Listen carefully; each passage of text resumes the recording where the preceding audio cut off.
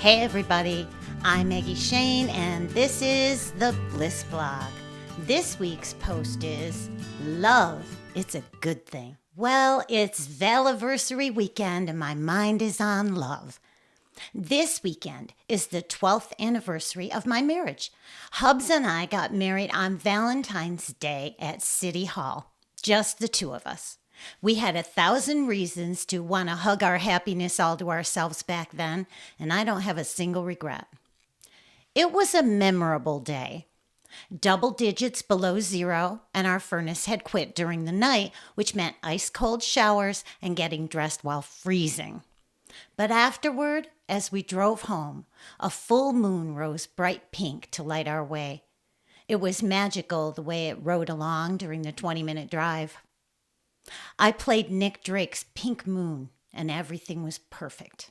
Absolutely perfect, exactly the way it was. Because love. Lupercalia and men behaving badly. You know, Valentine's Day evolved, at least in part, from the Lupercalia celebrations of ancient Rome. It was all because these twins, Romulus and Remus, were thrown into the river to die. Well, that's what their dad, or maybe their uncle, ordered. But the servant assigned the task put them in a basket before setting them adrift to give them a fighting chance. They washed ashore and were found by a female wolf who took them to her den and nursed them and raised them. And they grew up to found Rome, I guess. To celebrate this, ancient Roman priests would strip naked or nearly naked, kill a couple of goats and maybe a dog in the she-wolf's sacred cave, which would piss the she-wolf the fuck off if you ask me. Then they'd smear themselves with the poor murdered animal's blood.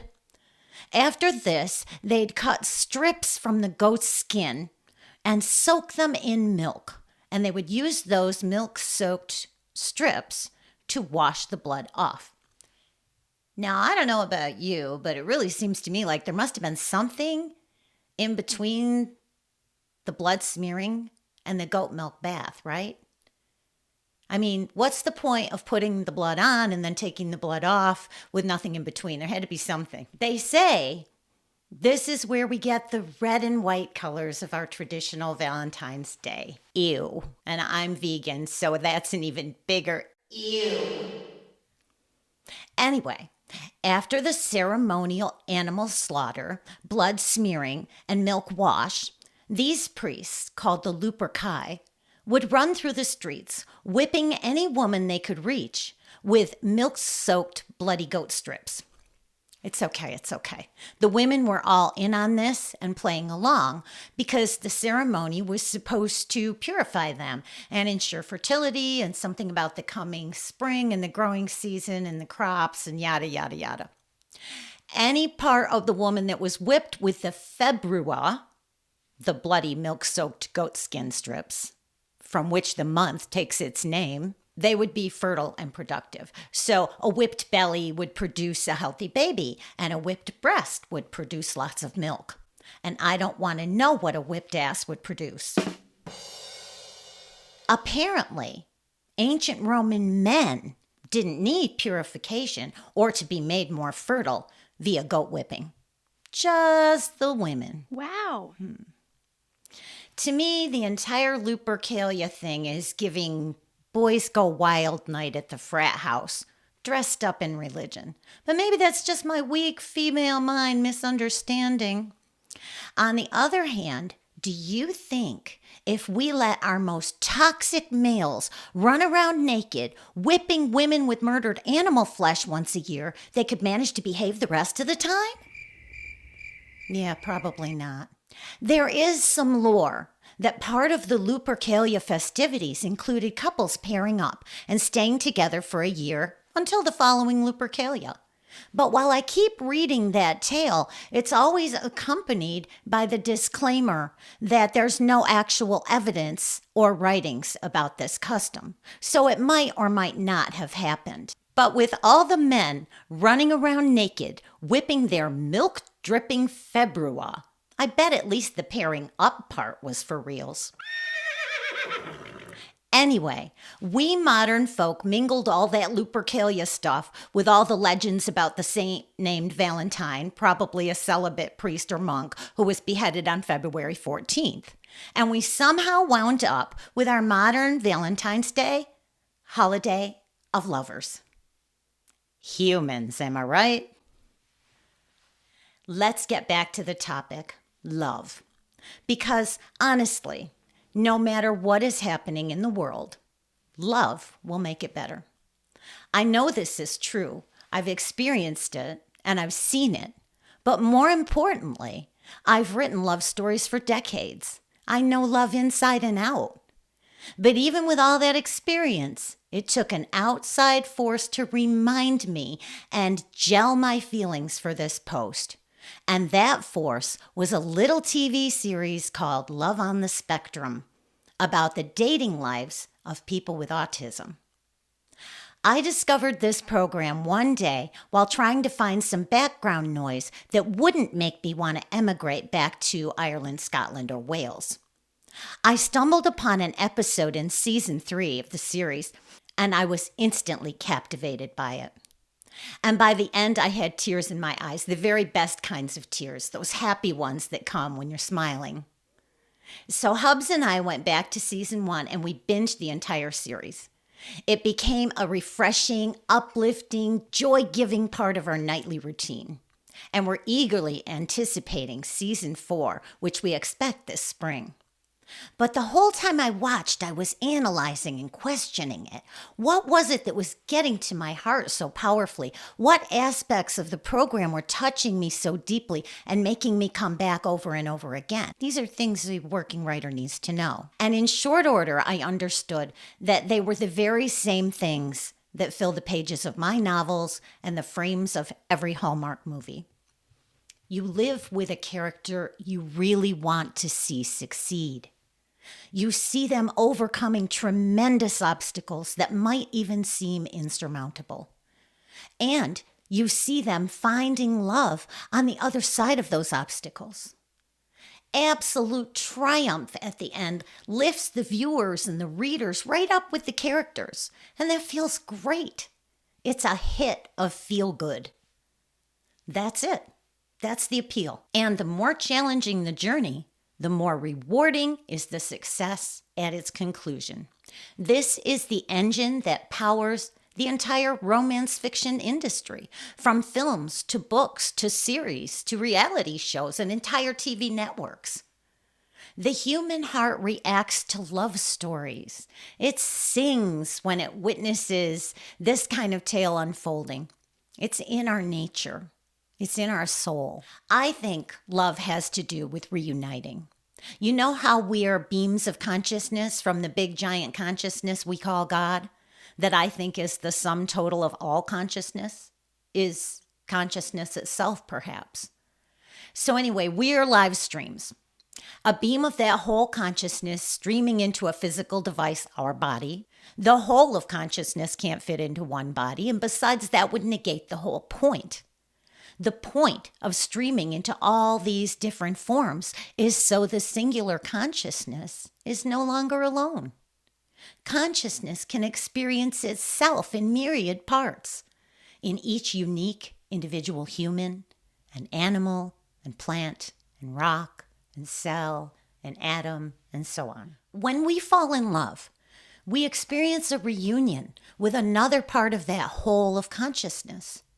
Maybe it was a part of our own blended stream from a previous incarnation, or maybe it's a part that's in some other way entangled with our stream. I think that's why we just connect more to some folks than others. This is a real life lesson from romance tales. We humans all face obstacles and struggles and challenges over and over throughout our lives. And I think we all probably agree that when we face them with a partner, they go easier. But when we're in love with that partner, we sometimes stop even noticing the obstacles. We begin to notice only the beloved, especially when that love is new. Love can become a superpower in that way. Take a person with 10 problems, make them fall in love, and suddenly they feel like a person with 0 problems. Problems, after all, are only our perceptions of a situation.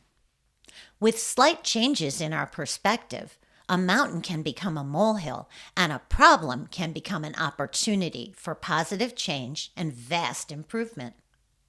A problem really is nothing but a spotlight shining on a situation that needs to change.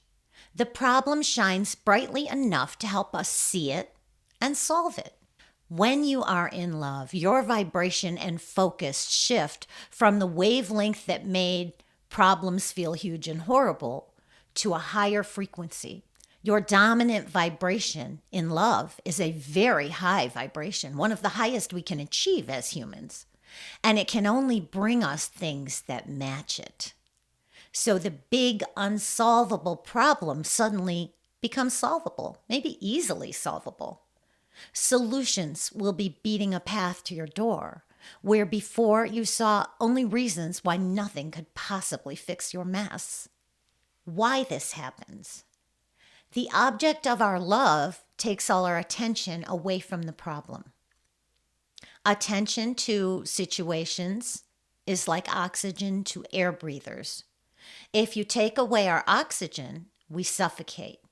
Likewise, if we take our attention away from our problem, the problem suffocates. It literally stops being a problem. And nothing in this life takes up our attention more completely than falling in love. Did you ever get a little pissed off at a close friend or sibling right after they fell in love? Like they suddenly didn't have time for you, or how their every conversation was about their new flame, or how they lost interest in some of the things you used to do together? Don't worry. This phase passes as the lovebirds learn to rebalance their lives, making room for all the other things they love, as well as making each other their top priority. Other relationships settle back into wellness in short order, but it can be upsetting to the lover's friends at first. I just mentioned this well-known cultural phenomenon to illustrate how thoroughly love can distract us, even from things we also love, for a little while. We can use this power to our advantage too. Distraction from problems gives them a chance to be solved. Temporary distraction from the status quo of our lives can give them a chance to evolve, to expand, and to heal. We don't have to wait for the benefits, though. We can experience a lot of the giddy, healing joy of falling in love and its many benefits without falling in love ourselves, if we want to, because our brains don't know the difference between imagining a thing and experiencing it. We have all the same chemical reactions in our bodies. So by watching and reading love stories that have happy, upbeat endings, we can get that same rush of endorphins and other positive physical reactions. We can use this fact as a stopgap measure while we await our own love's inevitable arrival. We can do this by reading and observing love stories, tales of people we like, people we're rooting for, who face insurmountable obstacles, conquer them all and find love, or conquer them all to find love. Of what benefits do I speak? Study after study shows that being in love reduces blood pressure, decreases the risk of heart disease, improves immune health, speeds up recovery from illness, reduces pain, increases lifespan, increases feelings of euphoria, increases feelings of safety and security, and reduces stress. There are dozens of articles and studies from Harvard University to the National Institutes of Health linking physical and mental health benefits to being in a loving relationship.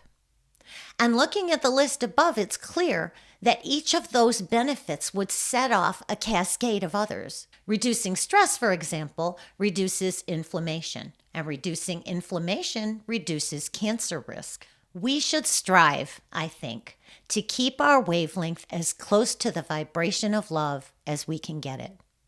Romantic love, yes, indeed, but also love for friends. Let it flow. Do you tell your friends you love them? It only seems awkward at first, I promise. Family love brightens and sustains us.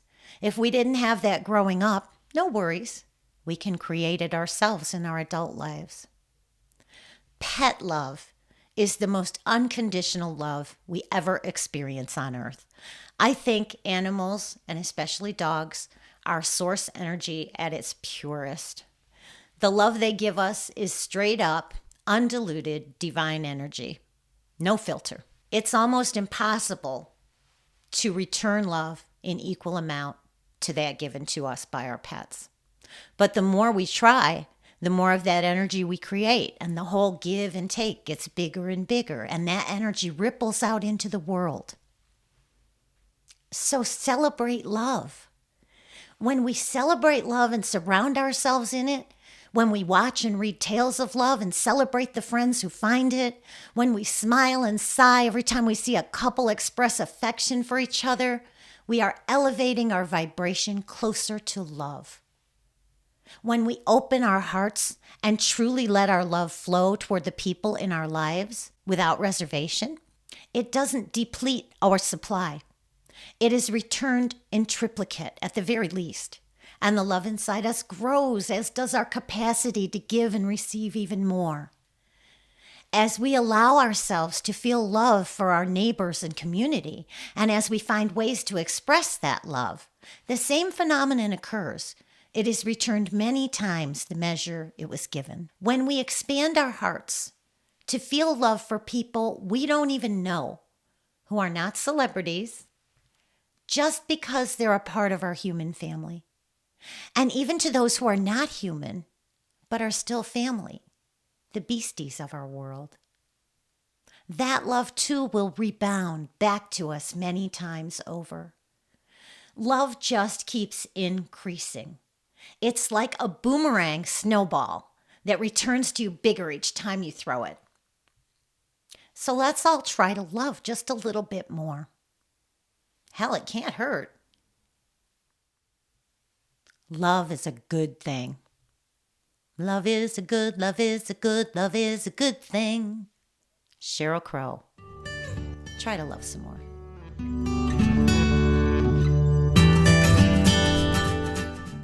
See you next time.